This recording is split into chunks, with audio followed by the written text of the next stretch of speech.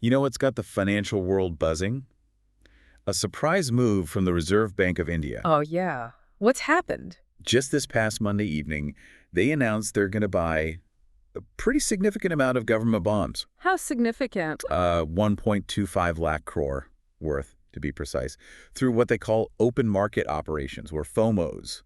That's between May 6th and May 19th. Okay, 1.25 lakh crore. Now, that might sound like, a lot of technical jargon. It does a bit. But this decision, it actually has real implications for you listening. Think about things like the interest rates you might earn on your savings in the bank. Right, and just what it means for the broader financial market, too. Exactly. So our goal in this deep dive is really to figure out why. Why did the RBI make this, well, pretty unexpected move? Especially since, there seems to be plenty of spare cash floating around in the banking system already. Good question. And what are the likely consequences for, say, the returns on government bonds, bond yields, and just the health of our banks? We've been looking into some recent analysis from CNBC TV18, actually. Got some insights from Samiran Chakraborty. He's the chief economist at Citi India, and the always insightful Latha Venkatesh. Ah, yes. Good sources. And their general reporting on this development, too.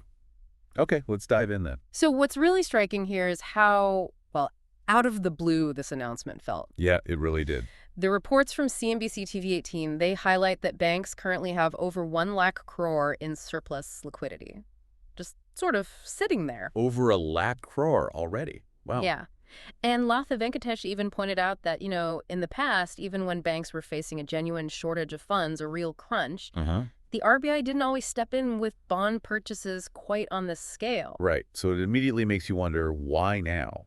Why make such a big move when things appear, on the surface anyway, to be relatively cash-rich? Exactly. It doesn't quite add up at first glance, does it? Not really. So the experts have been kicking around a few ideas trying to explain this surprise. Yeah, okay, what's theory number one? Well, one of the main theories revolves around actions the RBI might have taken in the past, specifically with the U.S. dollar. Ah, the FX side of things. Yeah. So if we zoom out a bit and think about the RBI's broader activities, in the currency markets, Right. it's quite possible they've been selling dollars recently. Now, when the RBI sells dollars, banks use their rupee reserves to buy those dollars. And that effectively reduces the amount of rupees circulating in the system, pulls liquidity out. Precisely. The CNBC TV18 article and Latha Venkatesh both mentioned this possibility that around, say, $30–40 billion worth of what are called buy-sell swaps, Okay. which were maybe done in the lead up to April, are now coming due. They're maturing. So when these mature, the RBI would need to inject rupees back into the system. Yes. So this bond buying, this FOMO, could just be a way to manage that, to inject that required liquidity smoothly. Okay, so it's like unwinding a previous transaction to put rupees back. Makes sense. However, There's always a however. as Latha also pointed out, there's a bit of a timing puzzle here. Well, the government is expected to release its dividend payment from the RBI in May. Right, the annual dividend, that's usually quite large. Exactly. And it's projected to inject a significant amount of liquidity into the market anyway. So you have to ask, could the RBI be maybe overreacting a bit, given this upcoming inflow? Why the urgency? Yeah, why the urgency for this bond buying before that dividend hits the system? That is a key question. And, well, it leads nicely into the second theory, which is the RBI might be looking ahead, anticipating a significant shortage of cash, a crunch, maybe later in the year. Okay, looking further out, how big a shortfall are we talking? The CNBC TV18 article detailed this potential shortfall. They suggested it could be around 4 lakh crore. 4 lakh crore. Wow. Okay, that is a big number. Where exactly is that expected to come from? Well, the analysis points to a few main factors. It's a combination, really. Right. First, there's the usual increase in cash withdrawals by the public during festival seasons. People take out more physical cash for celebrations, spending. Yeah, that happens every year. How much is that estimated? Around 2 lakh crore annually. Then second, think about bank deposits. As more people put money in banks, the banks are required to keep a certain percentage of those deposits as reserves with the RBI. That's the cash reserve ratio, the CRR. Right. And just the natural growth in deposits could lead to about another 1 lakh crore being essentially locked up as CRR over the course of the year. Okay, so that's 2 plus 1, that's 3 lakh crore. What's the last piece? The last piece is that the RBI itself holds government bonds, and roughly 1 lakh crore worth of those bonds that the RBI holds are scheduled to mature later this year. Yeah. When these mature, the government effectively pays back the RBI, which means that money comes out of the market, reducing liquidity. Ah, right. So add that on and you get to the potential 4 lakh crore drain. Exactly. So the idea is, by buying bonds now, the RBI is proactively pumping liquidity into the system, getting ahead of the curve, you could say. Preparing for this anticipated squeeze later on, building up a buffer. Precisely. That's the thinking behind this theory. Build up a buffer now. Okay, that makes sense as a strategy. But Another but. well, the CNBC TV18 article also mentioned another perspective, didn't it? About foreign investment. Ah, yes.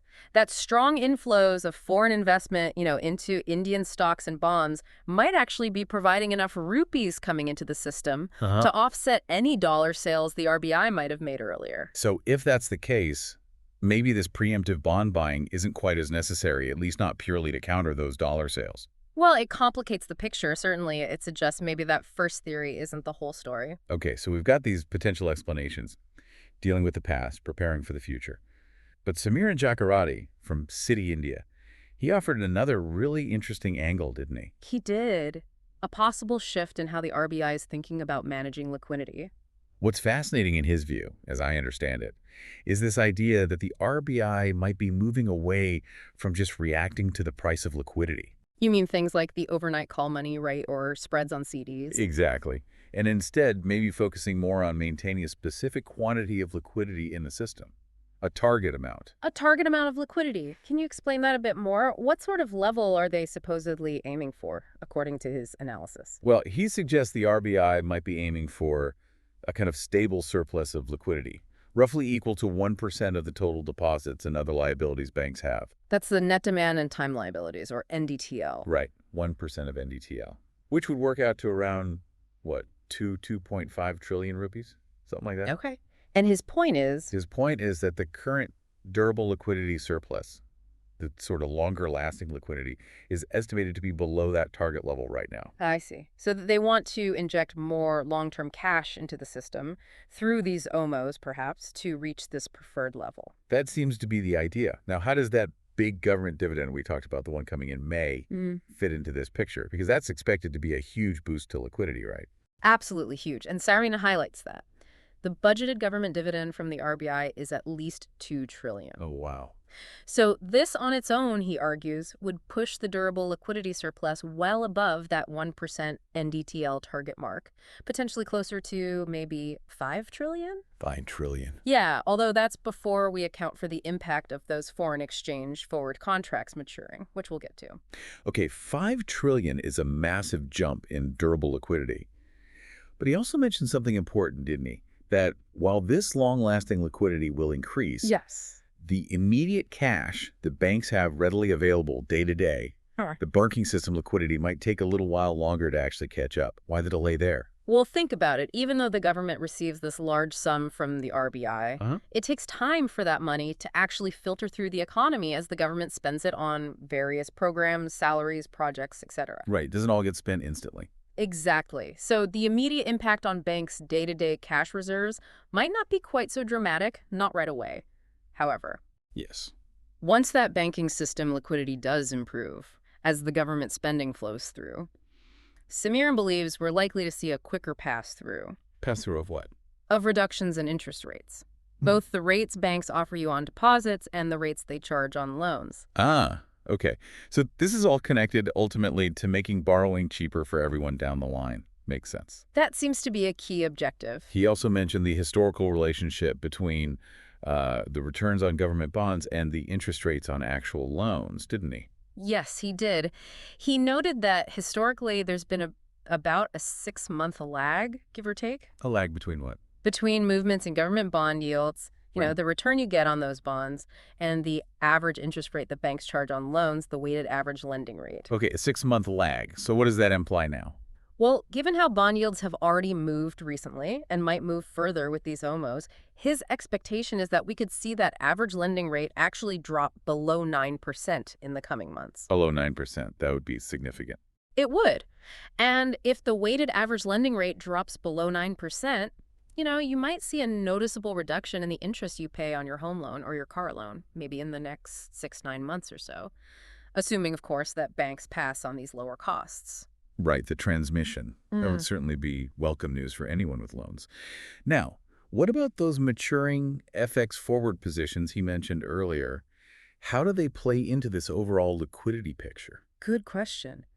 Those maturing forward contracts, they represent a potential outflow of rupees from the system. Okay, so they work in the opposite direction to the dividend. Exactly, which could moderate or dampen the increase in that long-lasting durable liquidity coming from the government dividend. So it might not reach that full euro 5 trillion level he mentioned. Possibly not.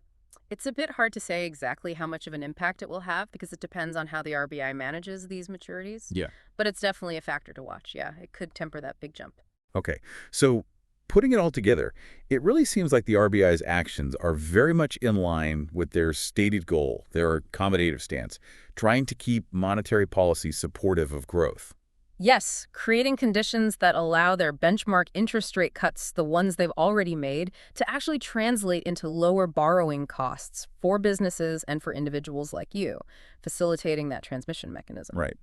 Okay, let's shift focus just a little bit. What's the immediate impact of this large bond buying program expected to be on the returns we see on government bonds themselves, the yields? Well, the general consensus among experts, as reported by CNBC TV18 anyway, seems pretty clear. That is. That this significant purchase of government bonds by the RBI will likely cause the yield on the benchmark 10-year government bond to decrease, probably heading back down towards the 6.3% level. Okay, so yields likely to fall towards 6.3%. Why does buying bonds make the yield fall? Just remind us quickly. Sure, think of it like basic supply and demand. If there's a big buyer in the market, in this case, the RBI wanting to buy a lot of these bonds, that increased demand pushes the price of the bond up. Right. But the interest payment the bond makes, the coupon, that's fixed.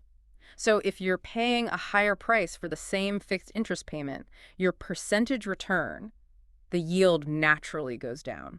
Got it. Higher demand, higher price, lower yield. Yeah. Makes sense.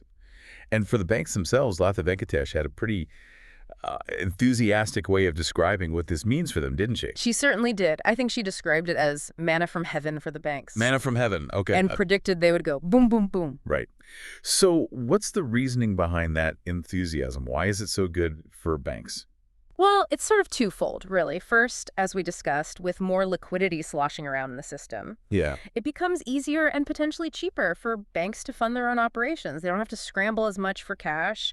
This could lead to them being more comfortable lowering the interest rates they offer you on deposits. Okay, cheaper funding, maybe lower deposit rates.